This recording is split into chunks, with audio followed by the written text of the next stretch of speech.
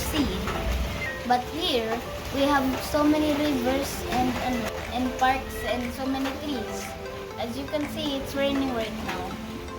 And the rain helps water the plants, which makes them grow big. As you can see, we have mango tree.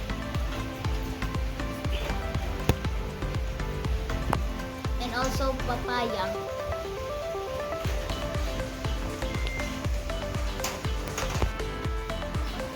Even we are in the city, the nature is still with us. People here use the land.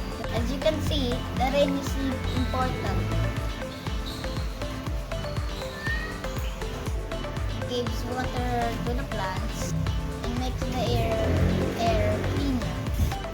That's why even it's raining, it's useful in everyday life.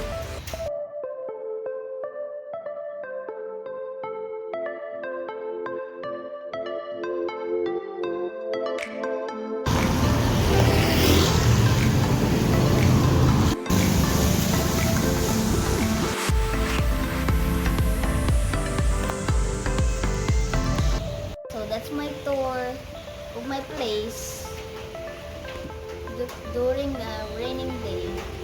Even we don't have any mountains or the sea, we can still enjoy and use the nature every day. The rain is part to our life too. Thank you for watching. That's it for the video. Bye bye.